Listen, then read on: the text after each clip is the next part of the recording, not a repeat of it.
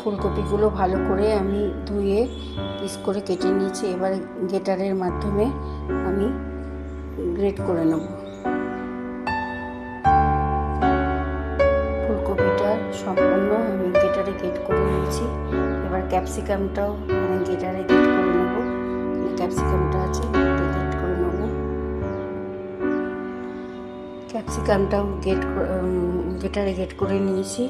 তারপরে এর মধ্যে সামান্য একটু নুন দিয়ে ভালো মতন মেখে রেখেছি। 10 মিনিটের মতন রাখবো। এই ফুলকপি আর ক্যাপসিকামগুলো যে গ্রেটারে গ্রেট করে নিয়েছিলাম সেগুলো এখন তেলের মধ্যে দিয়ে দেবো।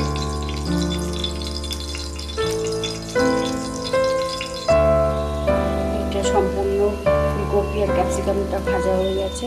এবার এটা আমি নামিয়ে রাখবো। কড়াইতে তেল দিয়েছি। এবার এর মধ্যে আমি 2টো ডিম আগে ফেটিয়ে রেখেছি।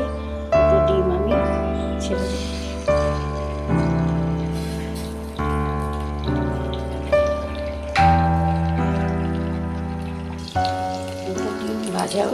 দুটো ডিম ভাজা হয়ে গেছে। এবার আমি নামিয়ে রাখবো। কড়াইতে 3টে শুকনো লঙ্কা ও সাদা জিরে ফোড়ন দিয়ে দিয়েছি।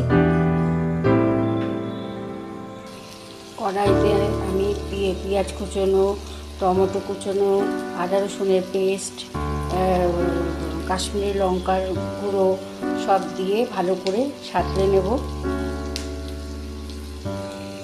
ভালো করে আমি কষিয়ে নিয়েছি।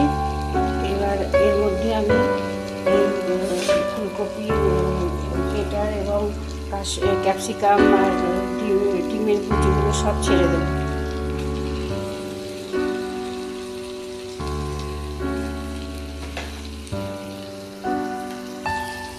কষানো হয়ে গেছে। এবার আমি নুন ও মিষ্টি দিয়ে ভালো করে নাড়াচাড়া দেব।